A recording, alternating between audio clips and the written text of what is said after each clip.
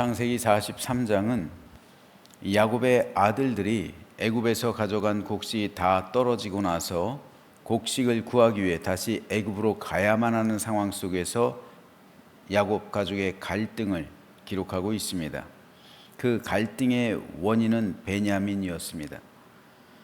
요셉은 시몬을 볼모로 잡아놓고 베냐민을 데려올 것을 명령했습니다. 하지만 야곱에게 있어서 베냐민은 사랑하는 아내 라헬이 낳은 하나 남은 아들이었습니다. 그 당시 야곱은 요셉이 죽었다고 생각했기 때문에 베냐민까지 잘못되는 것을 지극히 두려워했습니다. 그래서 베냐민만큼은 절대로 데리고 갈 수 없다고 버텼던 겁니다. 그러나 요셉의 형들은 베냐민이 없이 애굽으로 가면 곡식을 구할 수 없을 뿐더러 자기들의 안위 역시 보장받을 수 없었기 때문에 절대 양보할 수가 없었습니다. 그래서 지체하고 있었던 거죠. 바로 이 상황에서 야곱의 마음을 돌려놓은 사람이 바로 유다였습니다. 유다는 오늘 본문 8절 9절에서 이렇게 말합니다. 유다가 그의 아버지 이스라엘에게 이르되 저 아이를 나와 함께 보내시면 우리가 곧 가리니 그러면 우리와 아버지와 우리 어린아이들이 다 살고 죽지 아니하리이다. 내가 그를 위하여 담보가 되오리니 아버지께서 내 손에서 그를 찾으소서. 내가 만일 그를 아버지께 데려다가 아버지 앞에 두지 아니하면 내가 영원히 죄를 지리이다. 즉 유다는 자기를 저당 잡히는 거예요. 자기 자신을. 내가 그를 위하여 담보물이 되겠습니다. 자기가 담보가 되겠다. 아버지 야곱을 설득하고 있는 거예요. 그런데 유다 이전에 야곱의 장자였던 르우벤 역시 똑같은 이러한 말을 야곱에게 한 적이 있어요. 르우벤도 야곱을 설득했어요. 그런데 르우벤이 설득했을 때는 야곱이 들은 채도 하지 않았어요. 하지만 유다가 설득했을 때는 야곱이 유다의 말을 들었습니다. 왜냐하면 야곱 역시 이성적으로 생각할 때는 베냐민을 보내야만 하는 상황임을 알았기 때문입니다. 하지만 두렵고 불안해서 차마 보낼 수 없는 심정이 야곱의 마음이었어요. 르우벤 역시 그런데 이렇게 야곱에게 말했습니다. 르우벤이 그의 아버지에게 말하여 이르되 내가 그를 아버지께로 데리고 오지 아니하거든 내 두 아들을 죽이소서. 그를 내 손에 맡기소서. 내가 그를 아버지께로 데리고 돌아오리이다. 르우벤은 자신이 베냐민을 데리고 오지 않으면 자신의 두 아들을 죽이라고 말해요. 반드시 베냐민을 데려오겠다는 굳은 결의였던 겁니다. 그런데 어떤 할아버지가 자식이 죽었다고 손자 2명을 죽이겠어요? 그런 할아버지가 어디 있어요? 따라서 르우벤의 말은 야곱이 전혀 공감할 수 없는 말이에요. 이건 말뿐인 거예요. 하지만 유다는 달랐죠. 유다는 자기 자신을 스스로 담보로 하는 거예요. 유다가 설득하는 말은요, 르우벤은 내 두 아들을 죽이소서라고 말하죠. 하지만 유다는 뭐라고 말해요? 그러면 우리와 아버지와 우리 어린아이들이 다 살고 죽지 아니하리이다. 르우벤은 다 죽어요. 베냐민도 죽고 우리 두 아이들도 죽이라고 말해요. 하지만 유다는 그렇지 않습니다. 베냐민도 살 것이고 우리 모든 아이들도 다 살 겁니다. 이렇게 설득하는 거예요. 누구 말에 공감이 가겠어요? 더군다나 유다의 약속은 내가 나를 담보로 하겠습니다. 내 말을 믿어주십시오라는 거잖아요. 자신을 담보로, 자신을 이 담보가 저당물이라는 의미거든요. 나를 저당 잡히겠다는 거예요. 그렇지 않으면 내가 영원히 아버지에게 죄를 지은 죄인이 될 것입니다. 나를 믿어달라는 거잖아요. 이게 이 말이 중요한 거예요.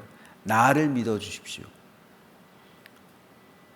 근데 아버지 야곱의 입장에서 볼 땐 루벤의 말을 믿어야 될까요? 이 넷째인 유다의 말을 믿어야 될까요? 당연히 장자의 말이 더 신뢰가 가고, 장자인 루벤이 나이도 유다보다 훨씬 더 많고 자기의 첫 아들이고, 그러니까 장자 루벤의 말이 더 신뢰가 가야 되는 게 당연한 거잖아요. 그런데 야곱은 루벤의 말을 신뢰하지 않았어요. 오히려 유다가 나를 믿으세요. 내가 담보가 되겠습니다. 이 말을 했을 때 오히려 유다를 믿었어요. 유다를 신뢰했어요. 왜 그럴까요? 그 중요한 이유가 있어요. 왜냐하면 루벤이 야곱의 첩이었던 빌하와 동침했기 때문에 그래요. 빌하는 단과 납달리의 엄마예요. 단과 납달리를 낳은 아버지의 첩이란 말이죠. 서모예요, 서모. 루벤에게 있어서는 서모예요. 근데 루벤이 서모하고 간통한 거예요. 이걸 야곱이 들었을 때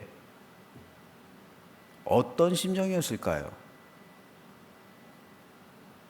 빌하고는 평생 함께 할 수가 없는 거예요.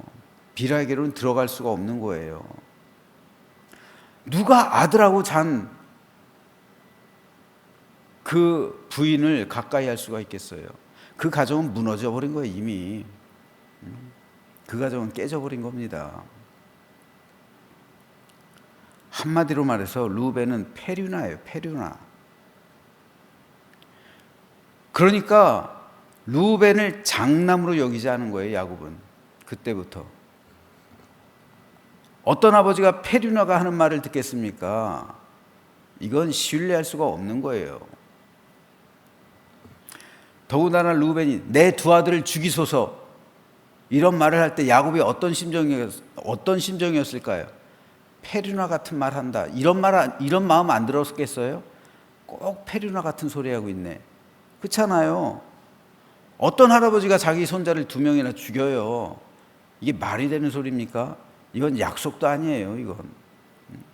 베냐민 잘못되는 것도 끔찍한 일인데 자기 손으로 손자 2명을 죽이라니, 이건 페류나 같은 말이에요, 이건 진짜로. 야곱은 장남이었던 루벤의 말을 신뢰하지 않는 거예요. 그와 말조차 섞기 싫은 거예요. 야곱의 차남 시므온 지금 애굽에 갇혀 있죠.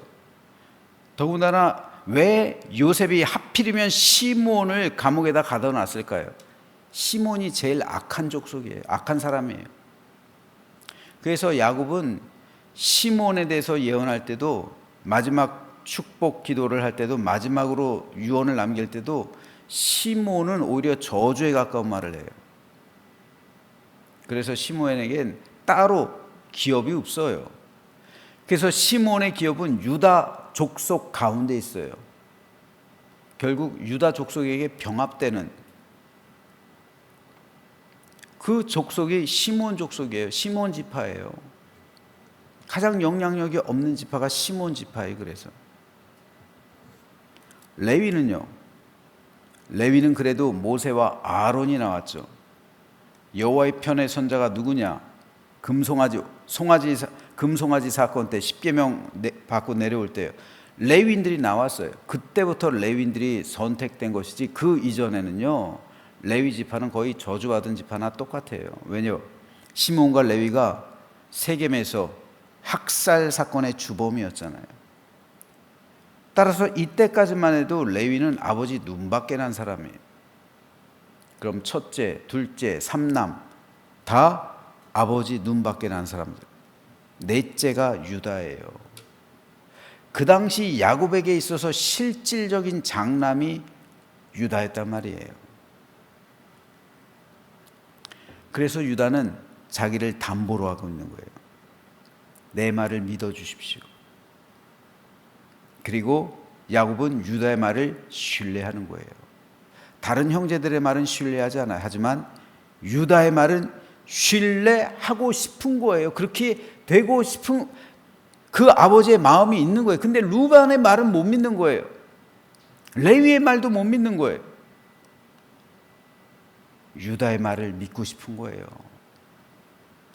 이것은 평상시의 삶이 얼마나 중요한지를 보여주는 거예요. 오늘 설날 아침입니다. 사실 오늘 하루 좀 쉴까 생각도 많이 했었어요. 저 혼자. 그래서 기획위원들하고 단톡방에다 이걸 좀 남길까 했었어요. 설날 아침이니까. 근데 확실히 우리 성도들은 설날 아침에 더 많이 모이네. 안식일 잘했다 생각이 들어요. 지금 방송도 듣고 계신 줄 압니다.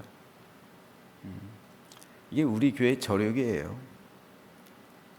명절이다 해서 쉬지 않고, 공휴일이다 해서 새벽기도 빠지고 그러는 게 아니라 오히려 공휴일일수록 더 하나님 앞에 나오는 거, 이런 교회가 흔치 않아요. 그런 점에서 다시 한번 오늘 아침 기쁩니다. 설날 아침인데 지금 온 가족이 다 모였을 거예요. 대부분. 그런데 여러분, 자식들 가운데 유독 신뢰하는 자녀가 있어요.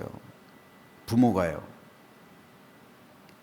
어떤 자녀예요? 평상시 삶이 바른 자녀예요. 평상시 삶이 바르고 정직한 자녀는 그 가정에서 영향력을 끼쳐요. 유다가 그랬어요. 유다는 그의 가정에서 늘 중재자의 역할을 했어요. 영향력을 끼쳤단 말입니다. 요셉이 구덩이에 빠졌을 때도 요셉을 살린 사람이 바로 유다예요. 유다가 형제들에게 뭐라고 말합니까? 유다가 자기 형제에게 이르되 우리가 우리 동생을 죽이고 그의 피를 덮어둔들 무엇이 유익할까? 자, 그를 이스마엘 사람에게 팔고 그에게 우리 손을 대지 말자. 그는 우리의 동생이요 우리의 혈육이니라 하매 그의 형제들이 청종하였더라. 유다의 말을 다 믿고 따르는 거예요. 유다가 요셉을 살린 거예요. 요셉이 총리가 될 수 있었던 결정적인 이유 가운데 하나가 유다였단 말이에요. 유다가 살려준 거예요. 오늘 본문에서도 아버지 야곱을 설득해서 그의 가정의 위기를 해결한 사람이 유다였어요. 그래서 유다는 야곱이 마지막 남겨주는 축복의 말처럼 형제들의 찬송이 된 거예요. 유다란 이름, 그 뜻 역시 찬송이잖아요. 그래서 유다의 후손으로 메시아가 오신 거예요. 유다는 중재하는 사람, 중보하는 사람이었습니다. 이어주는 사람이었어요. 생명을 살려주는 사람이었어요. 요셉의 생명을 살려줬고 가족의 위기를 해결했고 가족의 생명을 살린 사람이었어요. 이것이 바로 메시아의 특성이잖아요. 그걸 유다가 예표하고 있는 거예요. 그러므로 우리는 유다를 통해서 우리 역시 중재하고 중보하는 사람, 우리가 예수님을 믿는다는 것, 예수 그리스도의 사역이 바로 중보 사역이잖아요. 하나님과 사람을 이어주고, 그래서 이 세상의 중보자가 되신 그리스도의 사역, 이것이 예수님의 가장 큰 사역이잖아요. 그래서 세상의 구원자가 되신 거잖아요. 예수님 자신을 담보물로요, 그 생명의 속전으로요.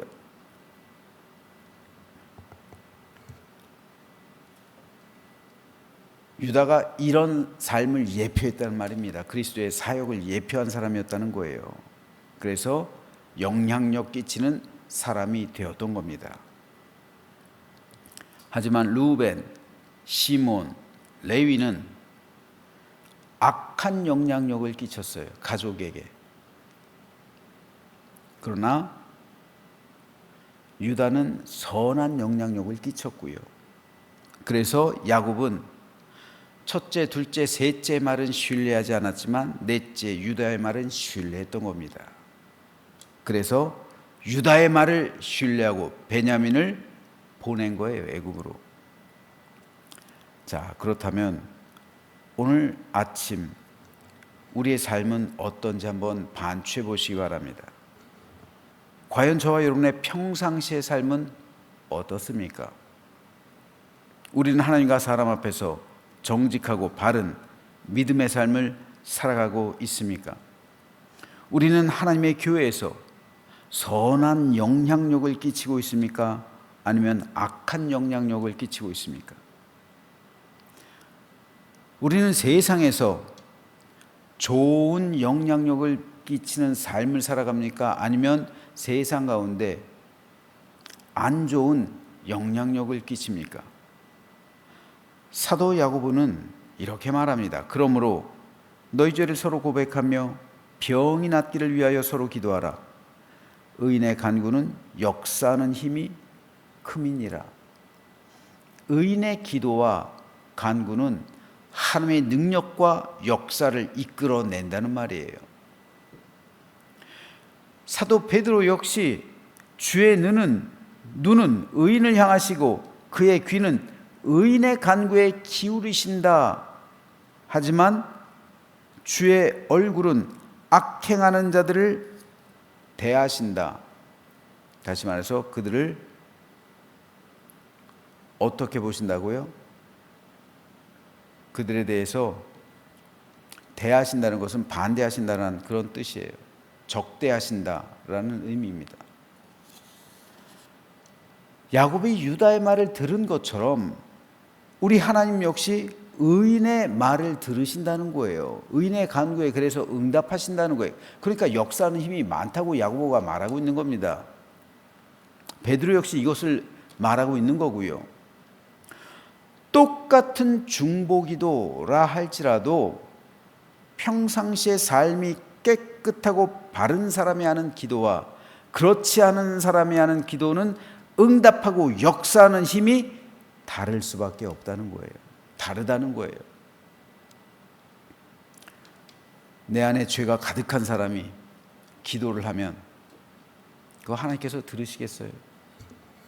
내 손에 오물이 가득한 채로 뭔가를 만지고서 준다면 그거 비상해서 먹겠습니까? 먼저 손을 깨끗이 씻어야죠. 기도에 있어서도 그래요. 그리고 교회와 사회에 끼치는 영향력에 있어서도 그래요. 그러므로 저는 저 여러분 모두가 하나님 앞에서 신실하고 정직하고 바르고 진실한 믿음의 삶을 살아가며 하나님과 동행하게 되기를 소망합니다. 그렇게 될 때 하나님께서 내 기도를 들으시는 거예요. 그렇게 될 때 내가 의인의 기도를 하고 있는 거예요. 그렇게 될 때 내 말은 신뢰가 있는 거예요. 그리고 하나님께서 들어주시는 겁니다. 그리고 의인이 되어서 의인의 기도는 의인의 간구는 역사하는 힘이 크다. 하나님께서 들어주신다는 거예요. 응답하신다는 거예요. 유다처럼 그럴 때 생명을 살리는 기도를 할 수 있게 되는 거고요. 사람과 사람 사이를 중재할 수 있는 거예요. 하나님과 사람 사이를 이어줄 수 있는 겁니다.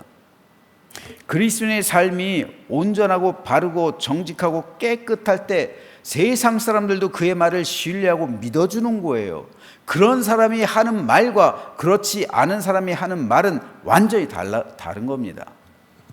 그러므로 오늘 우리는 유다를 통해서 우리 역시 그렇게 신뢰할 수 있는 사람, 하나님을 믿는다는 것은 결국 신뢰하는 사람이 된다는 건데 이런 사람이 되어서 우리 주님과 동행하며 그리고 세상에 영향력 끼치는 거룩하고 복된 믿음의 길을 걸어가는 우리 모두가 되시기를 주님의 이름으로 축원합니다.